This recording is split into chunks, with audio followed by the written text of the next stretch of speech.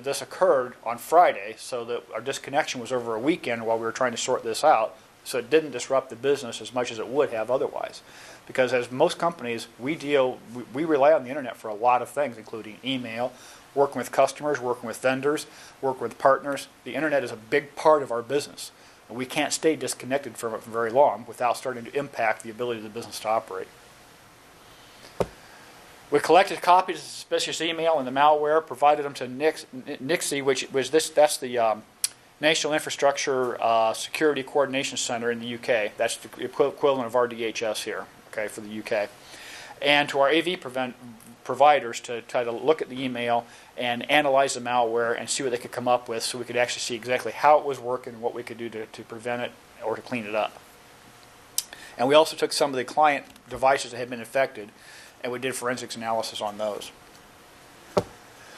What we found out was this malicious code, what it does is when you open the attachment, it starts dropping executable code into your temp folder. Now what it does is it drops a code there that starts the malware installation, but at the same time opens up the document that you thought you were going to see. So the user just looks in a document, they don't know what else is happening behind the scenes. Okay? And it drops some things into other parts of the system, in the System32 folder, a number of different types of files that we found that were part of either this particular infection or other similar infections that had happened previously. Now, what we did find was that in order for this to work, the user that was logged onto the machine when they opened the email had to be at least a power user or have elevated access privileges. So somebody was working in a lockdown user state, this would not work on, because the malware can only operate in the context of the user that's logged into the machine. So if the user logged into the machine is just a general lockdown user, the malware couldn't install, because those users don't have the authority to install programs. But if it was somebody who had elevated privileges, then it could install and it could wreak its havoc. We also put a file called iexplorer.exe on all the infected clients, and this was a C++ based program that appears to have included WinRAR as part of it.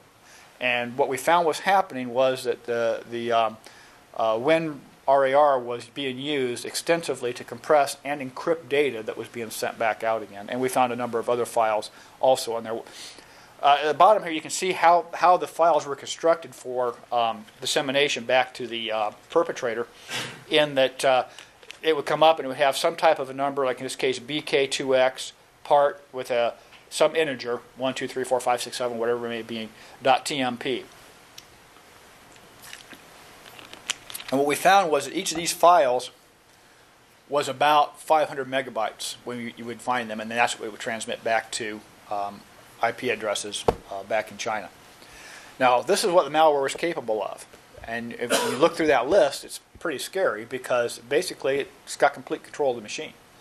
And it used a program called PCShare 2005, which is a command and control program, which would allow, once the malware is installed, the malicious code writer to get back and basically give commands back to the machine to do things. Now, what was interesting about this particular one was it was obvious that whoever sent it in had done their homework, because internally it seemed that the malware was directed towards people who are working on specific technologies across the organization related to specific programs. It wasn't like everybody in the company got the email. Okay, so we're speculating that whoever did this had done some type of earlier attacks or something where they were able to harvest email addresses, harvest some type of organizational chart that gave them an idea of who was working on what, so that when they sent it back in, they could direct it more than just blanketly covering everybody in the organization. Now, in order for the perpetrator in this case to get the information back, they had to be able to be a little bit creative, because it's pretty easy for you to just go in and if you see them sending back to a specific domain or URL, you just block that URL, right? So what they used in this case was they used dynamic DNS services, so that you couldn't just go block a URL. You actually had to block ranges of IP addresses, because the dynamic DNS would simply change the URL connected to the IP address on the fly. So you couldn't just go through and say, I'm just going to block badguy.com, because it wouldn't work, because it would just continue to change where it was sending things to an IP address. And this just shows you some of the different dynamic DNS services that we were able to discover were being used by the attackers in this case to get their information back. So what we ended up having to do was blocking wide ranges of IP addresses. So what it would do is when the malware got on and affected the computer, it would search for files on the computer, and it could search network shares. So, in our company, the way we do things is that when you get your user account, you have a personal network share where you can store data. And then you also have access to other network shares that are group shares for sharing data amongst different groups of work projects and things of that nature. So it could search any network share that the user had access to. And then what it would do is it would copy that data and package it up into a RAR file and then encrypt it and compress it. So it was about 500 megabytes. And then use the dynamic DNS to transmit the data back to wherever they wanted it to go. They did a pretty good job on the encryption side, because even after we got some of the government agencies involved, they were struggling with how to break the encryption to see exactly what data had been transmitted. And we still to this day don't know the full extent of the data that was transmitted, mainly because we've not been able to get into all these files and see.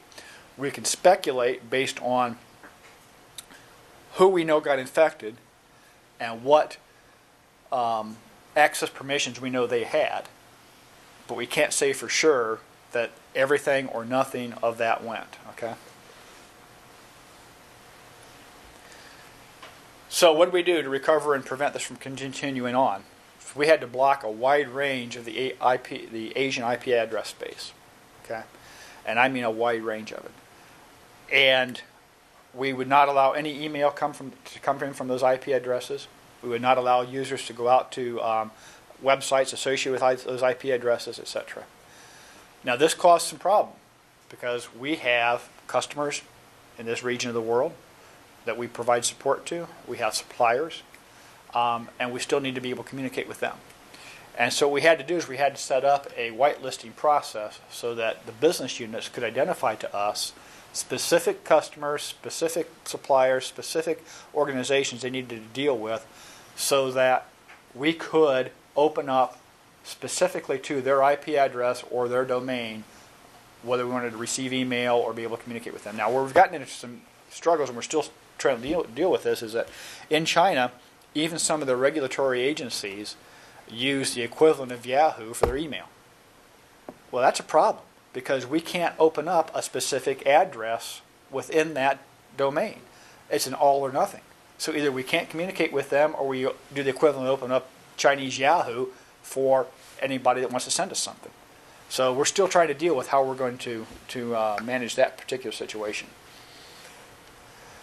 We also said, well, we're just not going to accept certain attachments through our email, because this came through as macros and things attached to a Word document. And so we're not accepting macros anymore. We're not accepting executable files. We're not accepting compressed or archived files. We strip it in the gateway. And that's caused some problems, because people are just used to sending things in that manner. The other thing is that there were actually some business processes that some of the organizations had built to use macros and Excel spreadsheets and things of that nature to send data back in. We're now stripping those off, so these people had to find another way to work around to manage that business process that previously had relied on macros in an Excel spreadsheet. We also looked around, and for any client device in our networks that was trying to connect to any IP addresses in the suspect range, and those we removed from the network. We examined the drives, looking for the rootkits and any variants of those rootkits. And in many cases, rather than just clean the drive and reuse it, we just traced the drives. It was just a lot easier than trying to deal with where we're really able to clean it up. You can do a lot of low-level formatting, but you just never really know for sure on some of these. And so we just end up tracing a lot of the drives. It's really an inexpensive way to protect yourselves, because drives are cheap. The other thing we did was we set up a centralized program to push the F-Secure client security suite out to all of our devices. Previously, we had personal firewalls on the laptops. and we had a antivirus